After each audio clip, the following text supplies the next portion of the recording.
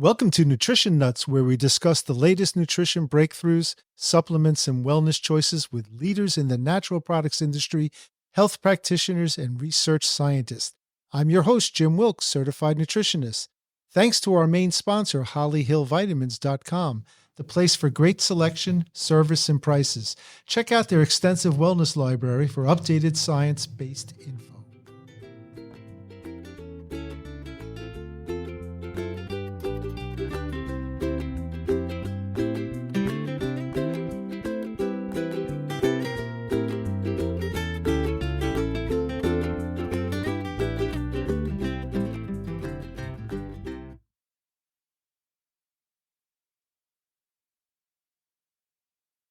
Thanks as always for joining me today. I am your host, nutritionist Jim Wilk, and this is Nutrition Nuts.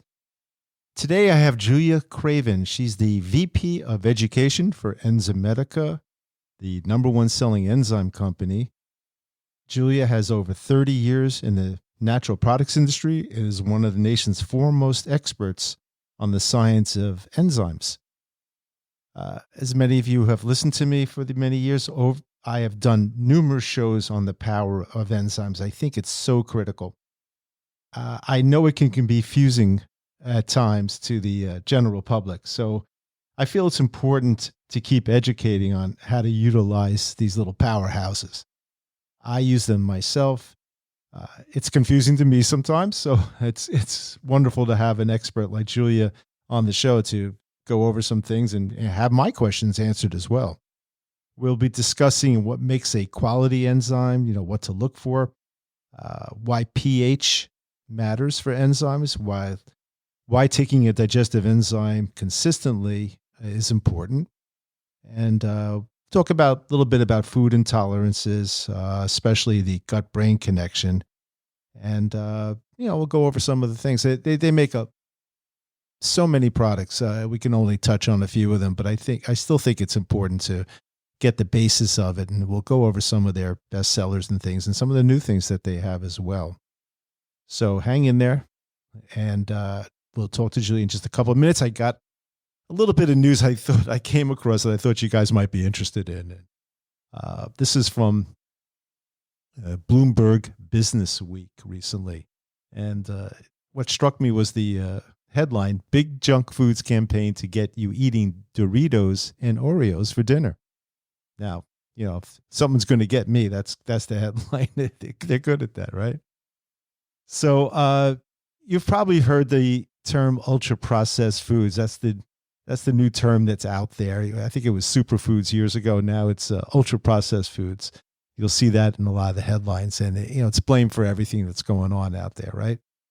So they mentioned that last year, the book Ultra-Processed People, and that was supposedly a tour through the effects of factory bred diet. This is by a BBC broadcaster named Chris Van Tuliken, I think his name is right.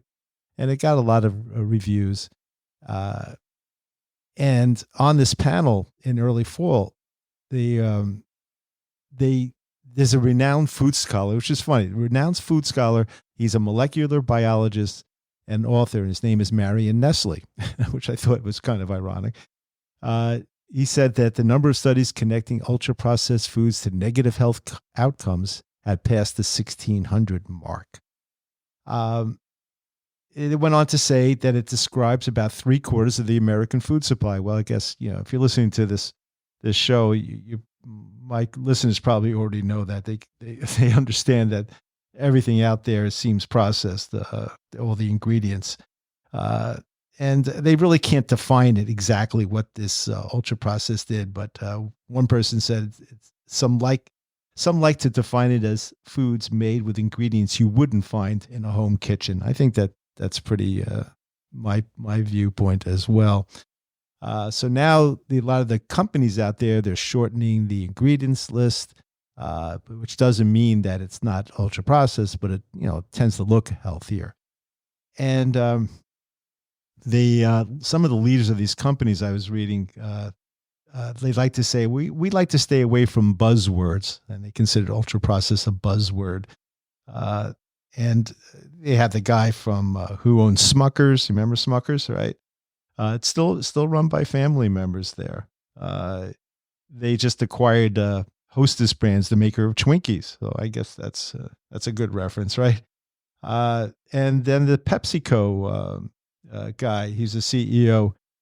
He said at the World Economic Forum, the word ultra processed, I don't believe in it. He said, right? And the article goes on to say PepsiCo, which is the largest retail food company in the country with more than 29 billion U.S. food sales alone, wants to do. They want to get you out of this feeling of ultra processed by putting Doritos on the dinner table, because cereal has been falling out of favor for more than a decade. More Americans are going for yogurts and fast food breakfast sandwiches or something. And the CEO of Kellogg said, Fruit Loops and Frosted Flakes, they're really sensible as a dinner, right? You can imagine having some people over, right? And I'll be right back. I got stuff working in the kitchen there, and you come back in, literally about 3 minutes, right, with a little bottle of a bowl of Kellogg's Fruit Loops or Frosted Flakes or something like that. So they had this big convention, I think, down in Florida, and recently, all the heads of these food companies were there, saying, we really got to let the public know that processed foods are safe and they're good for you, and things are getting better with people understanding that. I don't know who's understanding that, not me. It's just a funny article that I said, this is the way it's going, folks, right? Getting more ultra processed foods, and who are the guinea pigs? It's us out there, right? Do they have years of studies on this, on what can do all these foods into your system? I don't know. But I think sticking to what you would normally find in the kitchen is the best way to go. All right, with that, let's get to Julia Craven and talk some enzymes. Welcome, Julia Craven. Thank you for calling from Seattle, Washington, and I'm down here in Philly, and everything is going great. I'm just so glad you're on, because I love talking about enzymes. I've done a lot of shows on them, and I want to still learn more, and I want our audience to understand when they walk into a store, or they go on a website and they want to order something, it's important that they understand what they're getting. And I love Enzymedica. I've done shows with you guys since almost 20 years now, and you guys are still number one out there, and I appreciate all you do. And you're always innovating, which is cool too. You're always coming out with new stuff. So how long have you been with Enzymedica? I started formally with Enzymedica in 2007. Oh. But I actually really started engaging with Enzymedica in about 2004. And the reason is I started taking their enzymes. I've been in the natural products industry for a long time. And I started taking their enzymes, and I started to really feel a difference in things that weren't related to my digestion.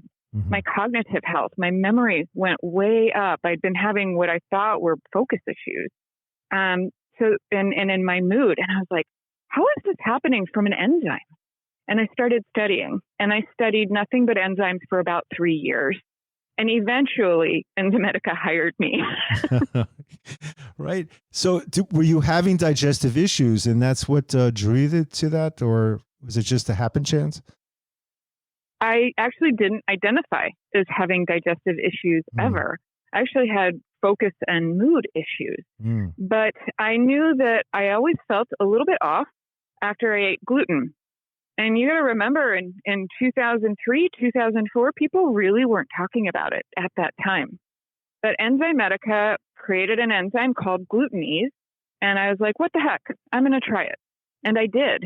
And I noticed the difference. And so I said, okay, it definitely is gluten. I got the gluten out of my diet, which is a hard thing to do. Sometimes that takes a little bit of time and adjustment. And so I use the enzymes in the process, and they really help me along the way. And to this day, I still take enzymes for food intolerances, even though I don't regularly consume the food. Enzymes aren't to say, hey, you have a food intolerance, go ahead, eat whatever you want. But they are for accidental cross-contamination, or for that every once in a while, if you can tolerate it. Gotcha. Are we born with a certain amount of enzymes, or is everybody afforded a good supply when we're born? And does something happen along the way, or some of us just uh, by chance not be able to produce these things? I love this question because there's this older theory, and it's Dr. Edward Howell that came out with this, that we're all born with enzymes and we kind of spend them as we age. Mm. And I can see where that story comes from, but what it is that we are all born able to create our enzymes that we need for normal digestive and metabolic issues. Mm. Now, that's not everybody, because obviously people are born with certain kinds of issues, and enzymes are created or are responsible for that. Mm. But by and large, we're all born able to secrete an ample amount of enzymes. Now, when I'm talking enzymes, I don't just mean digestion. I also mean those metabolic enzymes, those 75,000 at least enzymes that we create in our human bodies that are responsible for the catalytic reactions in our bodies. So we're born, we're able to create a lot of enzymes. And then as we age, our body's ability to create the enzymes decreases just naturally with aging. Now, overlay stress and other life things, you can see as we age, we're just creating less and less enzymes. Do we do things in our lifestyle that can diminish our enzymes? Absolutely. I mean, stress is a big one. When we are stressed out, it's called, rest and digest. When we're in a rest state, we're able to really calm our nervous system. Well, a lot of us are living in a low-level stress state all the time, and including when we eat. When we're eating, I mean, how many of us have, I just did this yesterday. Actually, I was working on a big project, thinking I didn't have enough time to eat, and I'm eating while I'm working. It's not conscious eating. We're not chewing our food. Heck, we create a lot of enzymes just by chewing our food. Right. So eating in a stress space is one of them. Our food supply and the choices that we make with food are another one. Our food is so ridden with glyphosate and antibiotics that it can be very, very damaging to our digestive system, not just our digestive enzymes, but also our microbiome. So this is why we want to make the cleanest food choices that we can, and also not eating too much food. Most of us eat way more food than we actually need. Yeah. Well, it's because there's a lot more around. Enzyme production. Right, and there's a lot more food around than our history as humans have ever encountered before. That's interesting. Yep. But I like what you said about eating properly, and I'm just to blame as anybody else. I think traditionally, for thousands of years, people sat and they ate and they relaxed while they were eating. They weren't standing in front of a kiosk somewhere, sloshing stuff down. So I can see what you're saying, that maybe that's our evolution, as we're supposed to sit and relax and eat our food properly. Absolutely. And we also moved a lot more. We had to catch or farm our food. So we were really working in a fasted state most of the time, which what that means is that your own enzyme production, you didn't have to produce as much. Right. Your body got to rest for that reason as well. Yeah. My family actually robbed those people, so they didn't have to do either one. They just they just went in and stole everything.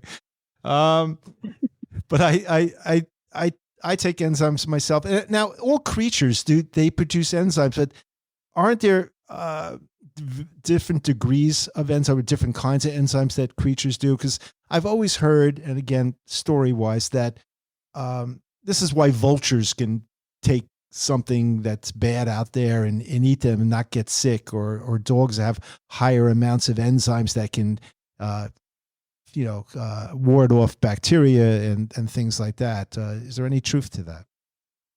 Yeah, absolutely. I mean, the enzyme makeup of different kinds of creatures is absolutely going to be different.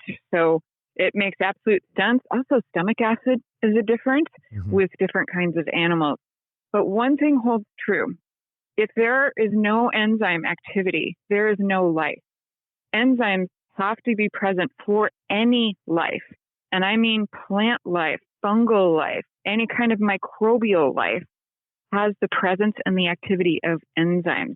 And that's something that people don't normally think about. They think about enzymes for gas and bloating, or, enzymes to put in a facial mask on your face. Right. They don't think about the fact that, and no enzymes, no life on Earth. Wow.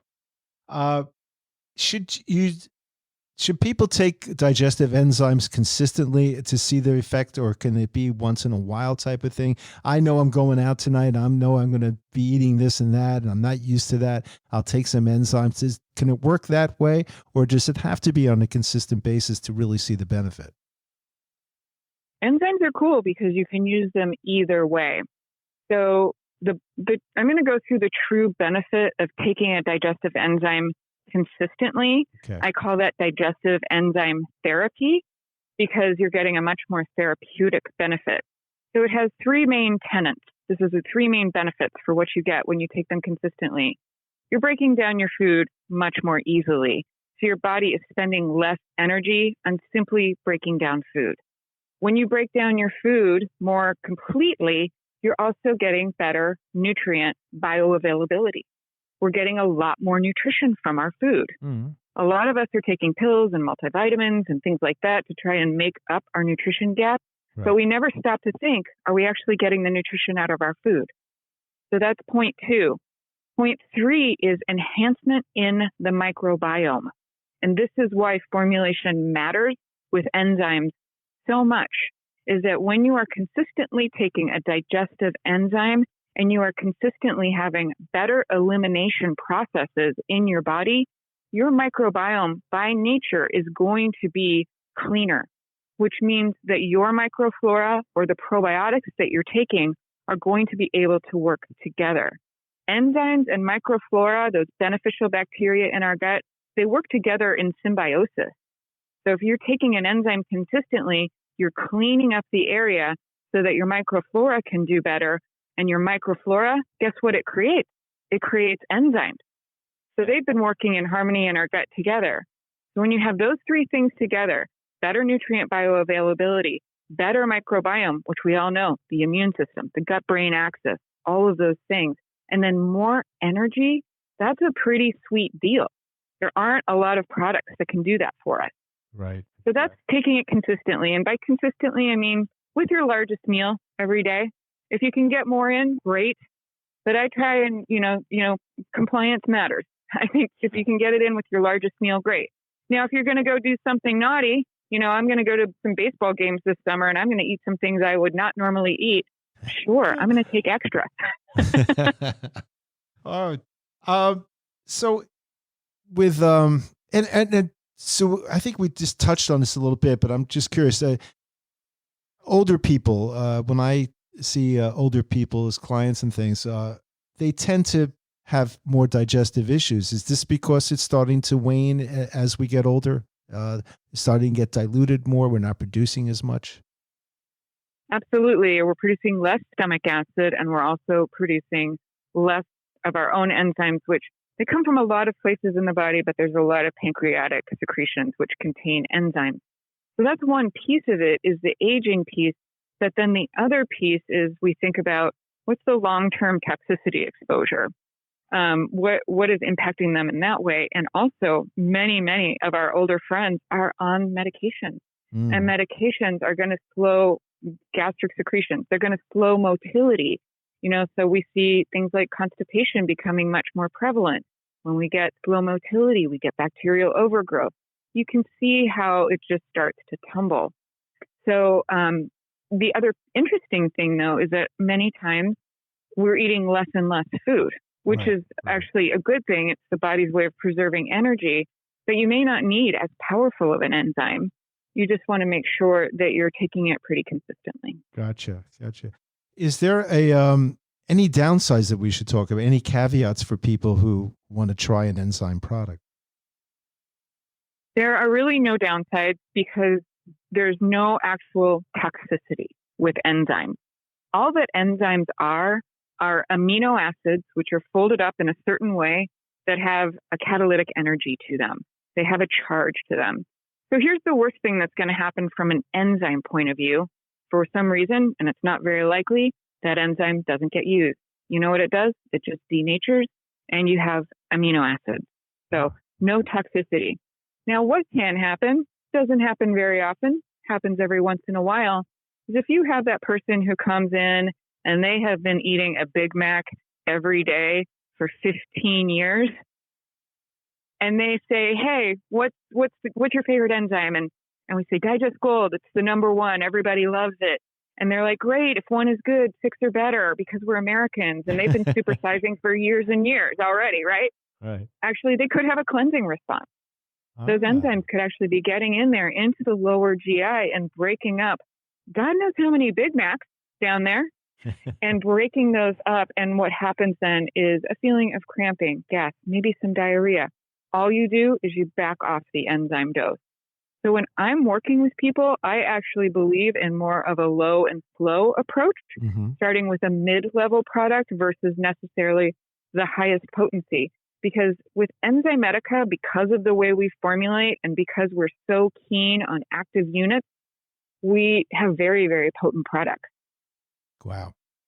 Well, let's just jump over to a different type of enzymes. And folks, again, we're speaking with Enzymedia, Julia Craven there. She's the VP of Education at Enzymedia.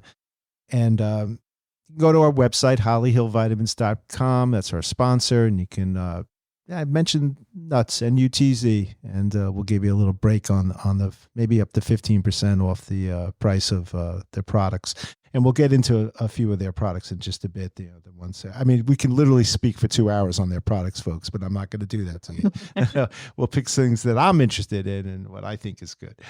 But there's another most people, like you said, when they think of enzymes, they think of digestive issues, but you touched a little bit on the systemic type of enzymes out there. And I think that's still a virgin territory for a lot of people. They just have no concept of that at all, even though some of the formulas out there from other companies and things have been around for decades and decades. So just touch a little bit on systemic enzymes and which ones that you like. So systemic enzymes, first of all, it means taken on an empty stomach so that the enzymes can cross through the intestines and into the bloodstream and affect our systems. So it's a matter of, first of all, having the right enzyme for the job, but it's also a dosage difference. So you want to make sure and have a fairly empty stomach. The main class of systemic enzymes are a class of enzymes that break down proteins, and these are called proteases. And when you take proteins, these proteases, on an empty stomach, they can go into the bloodstream and do some pretty amazing work. So things like helping with your immune system, and we can talk in detail about how that actually works. Or things like helping to normalize clotting. We can talk about those specifically. But proteases are the largest class of systemic enzymes. But here's the deal. You can also take fat-digesting enzymes on an empty stomach. You can take carbohydrate-digesting enzymes on an empty stomach. So you can use them all systemically, and they do some pretty neat, cool other things. The proteases are the biggest class of enzymes. Why would one take a fat or a carb enzyme on an empty stomach? So the fat-digesting enzymes, which are called lipases, can also travel into the bloodstream, and they can help to break down irregular cholesterol deposits. Oh, I got you. Okay. Yep. They can also help with things like fatty liver. Now, there's not a ton of science on this, but we've got tons of clinical practice on it. So there are other reasons to take them. But again, proteases, they're really the name of the game. Now, we talked a little before we started recording, and there's one called nattokinase. Julia, have you ever tasted natto? I have. Is it now? From me personally, it is probably the worst tasting thing I've ever put in my mouth. I don't know how you feel about that. Yeah, it's pretty horrible. But I talk about nattokinase almost daily now, and so I had to do it. Right. Oh, gee, yeah. I was into the soy theme back in the 70s there, and I actually had a tofu factory. We used to make tofu, and then we tried natto once at a Japanese restaurant or something, and I just couldn't believe how bad that was. But they use it in Japan as a daily food there or something. It's like their yogurt there or something. So talk a little bit about nattokinase and why one would want to try that. So what nattokinase is, first of all, it is the fermentation of soybeans with a specific kind of probiotic called Bacillus subtilis. So you put soybeans and Bacillus subtilis together, you ferment it, and the byproduct of any fermentation process is going to create enzymes. And so nattokinase is the enzyme that's from that natto, that fermentation that's so gross and sticky and icky. So in about the 80s, it was actually able to be pulled out of that traditional soy food of natto into nattokinase. And so that is the pure enzyme from that fermentation process. It's really interesting because there are different grades of nattokinase that are on the market. And a large body of the clinical research comes from nattokinase NSK-SD. It's a very, very specific strain that's been shown to be highly efficacious. So that's a little bit of background. The reason that you would take it is that nattokinase has the ability, again, to pass into the bloodstream. And its special super duper job in life is to break down what's called fibrin in your blood. Fibrin is responsible for clotting. It's that sticky substance that is responsible for clotting. Now, clotting is a good thing. We need to be able to clot. But as we age, again, we are clotting more and more and more. And the reason is because we naturally make an enzyme, and it's actually like a whole cascade of enzymes. So I'm going to call it plasmin. That's the last one. We naturally make an enzyme called plasmin, which breaks down fibrin. So when we're young, we're creating lots of plasmin and not a lot of fibrin, not a lot of clotting factors. As we age, it reverses. We're creating lots of clotting, but we don't have enough of our own enzyme, plasmin. Nattokinase, NSK-SD, and I can only speak to that one, is super interesting because it not only breaks down the clot, but it increases your own plasmin. And I'm only speaking for the NSK-SD because there's lots of grades. In fact, some companies are not even measuring nattokinase in active units, which is how much work does it do. They're measuring it in milligrams. If it's in milligrams, we have no idea the activity. We only know the weight. So there are so many different classes of nattokinase that are out there on the market.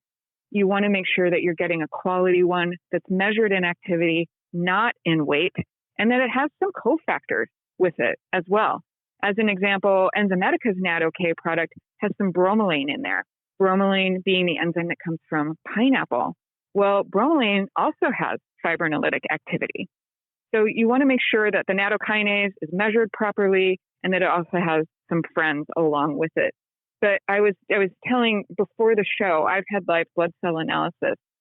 And I flew from Seattle to Florida. And one of my friends in Florida does live blood. And I was like, let's do an experiment. Let's look at my blood almost right after I get off the airplane. So we went to a hotel room, pricked my finger, looked at it under the microscope, and my blood was not moving. It was clotted. And I was shocked because I'd been taking serrapeptase, another cool proteolytic enzyme, drinking lots of water, not eating anything naughty, moving as much as I could, a long travel day. And my blood looked horrid. I took 2 of our natto-K products, drank a sip of water, didn't move around the hotel room a lot. We looked at it again in 45 minutes.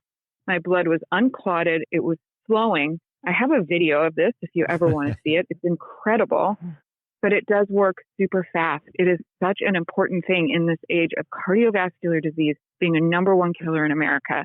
This is something we can all do. Only you, Julia. I would have got off the plane and went right to the beach, but you had to go. I had to go get my blood under a microscope. I know. I'm a certain kind of geek. Yeah. Okay. All right. Again, folks, they have a, how many products do you have as the company have? It must be a lot.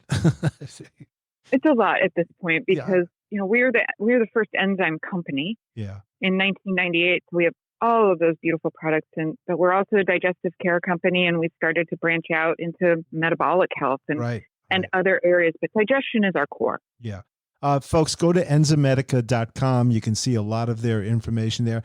Not only do they have digestive enzymes in general at different degrees, different potencies and things, but they also have things for, like Julia was saying, for gluten and food intolerances, for heartburn, for reflux, things like that. They have just a myriad of products, all really quality tested and everything.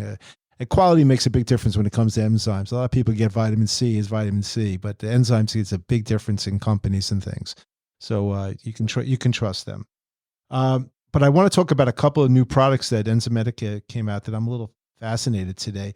I'm a fan of intermittent eating, and I don't do it as much as I used to do it, but I found that just doing it maybe 2 or 3 days a week, I don't eat for a good 16 hours or so between meals.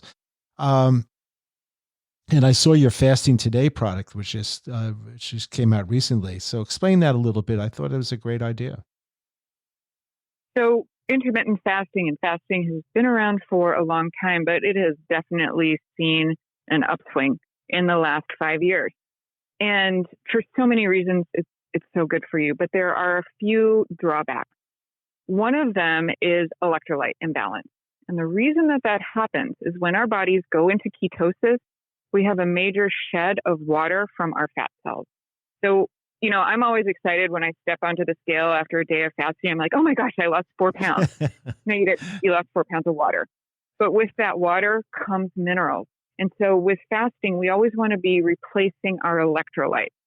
Great. So there's lots of electrolyte drinks out there on the market. But the other thing that can happen is muscle wasting. We want to keep as much muscle as we can on our bodies, helps our metabolism, helps our structural health, all of that.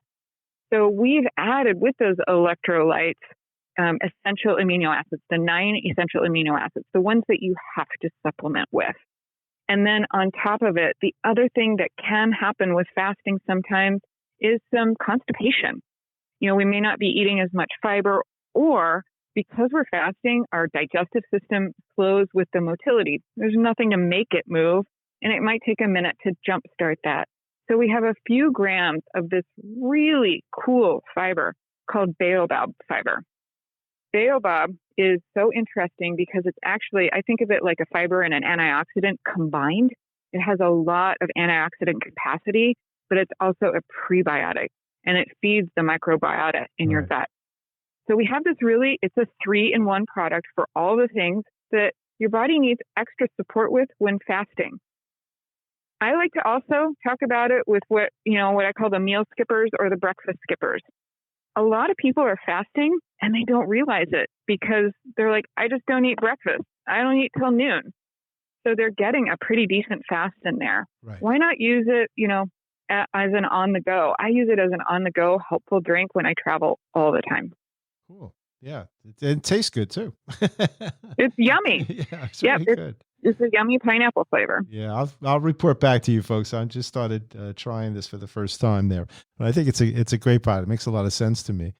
Also, I want to talk a little bit about berberine, because I don't think I've really talked about that particular herb since it's, again, an uptick in people using this.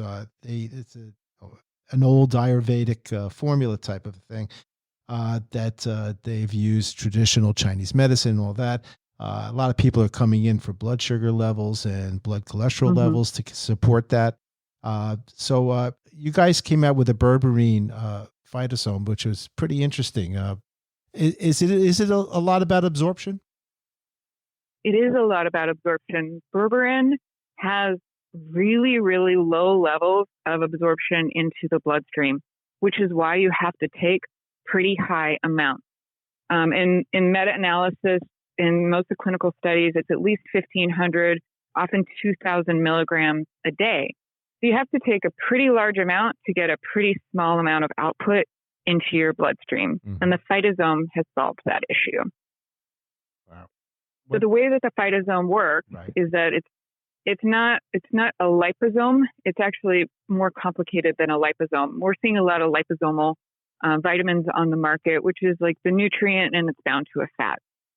with phytosomes, each phytosome is made differently. So each plant, the phytosome makers out of Italy, one company in the world that does this, and there are different nutrients that are the best cofactors for that plant for bioavailability. So for berberine, fat is always part of it, but it also is helped with the tiniest little bit of pea protein and the tiniest little bit of actual berberine fiber. So what we see is a 9.6 times better bioavailability than the typical berberine HCl. So much, much, much better bioavailability. You don't have to take so many capsules, and the human clinical research shows this. Not just in the output in the blood, but in the studies that they've done on people's first of all BMI and also VAT, visceral adipose tissue. Right. Really phenomenal results over a short period of time. Yeah, it's been shown to activate that AMPK, which a lot of people are looking for to help with the weight loss and safe weight loss, right? Absolutely. And it not only helps to activate AMPK, which is, by the way, fasting also helps to activate AMPK. Right. We all have like the cold plunges, the hot, all of that. Yeah. That also activates AMPK, which is really cool that people are doing these lifestyle things. But here's the thing that not a lot of people talk about with berberine is that you mentioned it has this old tradition. And I've looked, it is in most traditional medicines throughout time, traditionally used for digestive issues. Now, one of the reasons that it works for that is actually twofold. One is it's very antimicrobial. So it really helps to kill off some of the bad guys that might be happening in your gut. It's often used in candida. Here's the exciting part, because it's really top of mind for a lot of folks right now. Berberine definitely helps to grow a keystone bacteria in our gut called Akkermansia muciniphila. Akkermansia can be up to 5% of our body's native gut material. Right. There are probiotics now that are saying, oh, we help with Akkermansia. I'm like, guess what? Berberine's been doing it since the dawn of time. Grow your own Akkermansia. Don't spend $80 on the bottle. Get all the benefits of berberine with the AMPK activation, all of that. Grow your own Akkermansia. Create your own culture. Berberine can give that to you. So it's just a phenomenal, phenomenal herb. Yeah, it's great product, folks. I'm using that myself as well now. Yeah, a couple of others I just want to get to is again, just like berberine, magnesium is the big word in the health food industry these days, and there's so many different kinds of magnesiums out there. And again, talking to clients, it's a little confusing for them. Which one should I take? Which is best absorbed? Which is for what? And Enzymedia came out with Magnesium Mind a little while ago. And what would make what form of magnesium is that, and why would one take that for the mind? So we have magnesium deficiencies all over our body. We often feel it most in our muscles and things like that, maybe sleep, but we can have a brain magnesium deficiency as well, a neuronal deficiency in magnesium. And the reason is because magnesium, too, is not that bioavailable. There are definitely forms that are more so. Magnesium glycate is very much more bioavailable. But as a rule, magnesium, it's hard to get actually into your bloodstream. So magnesium acetyltaurinate is the name of the material. We don't have to say that whole word. We can just say Atomag. That's the short term for it. And what magnesium acetyltaurinate is, it's magnesium that's bound with a fat to the amino acid L-taurine. I want to make clear, it is not magnesium taurinate. Magnesium taurinate is just the two that are stuck together. Right. It's this acetylation, which basically makes it almost like a new material. What happens with magnesium acetyltaurinate is it can cross the blood-brain barrier, much like magnesium threonate. And in fact, the Atomag is the next generation of the same scientists that developed the magnesium threonate. So what they both do is they both help to fill a neuronal magnesium deficiency. Great, they both do that. Atomag goes one step further, and it helps to calm what is called hyperexcitatory neurotransmitters. Okay, so that's canic acid primarily, canic and glutamic acid. We don't get to say hyperexcitatory neurotransmitters. I can barely say it. I call them the freak out neurotransmitters. Okay. These are the neurotransmitters that, we all do it. We're stressed out. We're trying to get out the door. We got, maybe we got a kid running around. All this, we're late. We're like, where are my glasses? Where are my glasses? They're on my head. That is caffeinic and glutamic acid at work. So what Atomag does, it helps to calm those down. So you feel it much more quickly. Usually you're starting to feel the Atomag in about 45 minutes. Wow. So it's a very wonderful, calming formula. Now, here's what I love about it. I was part of the formulation team. And so our Atomag formula is just that's the magnesium mind, just Atomag. But we also have another formula that mixes that super cool magnesium with magnesium glycate and magnesium malate. So we've got a body-mind magnesium, and that's the magnesium motion. Mm-hmm. Because when your body is stressed out, your mind's going to get stressed out. If you're in pain, that's one of the most stressful things that can happen. But it goes the other way too. We have a bi-directional communication system, body-mind. If our mind is stressed out, what do we all do? We clench, our muscle gets tight. We don't feel good in our bodies. That magnesium motion is the ultimate body-mind product. Wow. That's the motion, but the magnesium mind, I can see someone maybe trying that for sleeping, right? Or actually, we did an informal study inside of Enzymedia. Everyone has a smartwatch and it's all measuring our sleep. And, we had about 65 people who, again, we informally did our results over about a month period of time. And I think it was a 22% increase in REM. Oh, cool. All right. Yeah, it's really cool. And I certainly noticed that if I'm traveling or if I'm having anxiety during the day, I will take the mind, but I primarily do take it at night. Yeah. Awesome. All right. One last thing I want to see that you came out with, and it's so funny that you came out with something that was, I remember in health food stores 30, 40 years ago, and it's papaya. Right. And which kind of struck me funny. I said, well, of course, papaya. I mean, the original enzyme, at least sold in stores.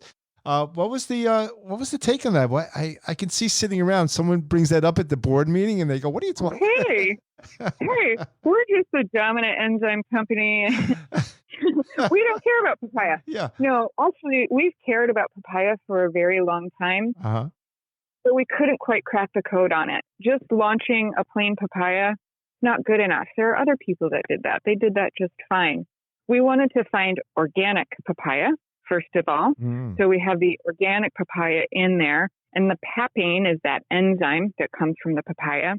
But the thing is that papaya only helps to break down protein, primarily. Right. Pretty proteolytic. So, unless you're carnivore, you have other kinds of foods on your plate. And so eventually when we got a quality supply of the organic papaya, we said, now is our time.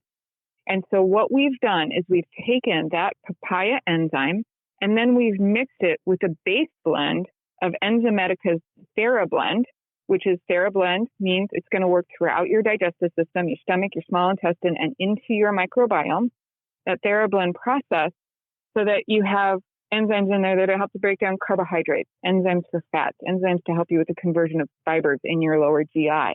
So it's a complete digestive enzyme for people who love papaya, who've been taking papaya for years.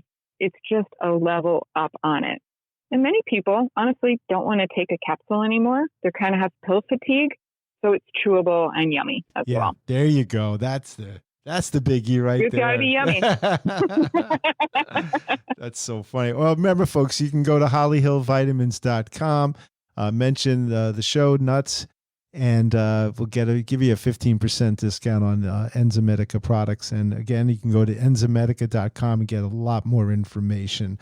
Julia, thank you so much for being on. And again, I knew it. I learned something today, a couple of things that I didn't know before, and I appreciate that, and I hope the audience did as well. I had a blast. I look forward to coming back. You got it. All right, folks, tune in. Our next broadcast, I think, is with Bell Lifestyles, and it's a great herb company. We'll talk about some of their amazing teas that they have as well, and we'll talk to you real soon. Thanks for listening. All right, guys, that's it. Please subscribe to the channel so you can get our latest episodes. And if you want to contact me with any questions or comments, try jimwilkcnc@gmail.com. Thanks again.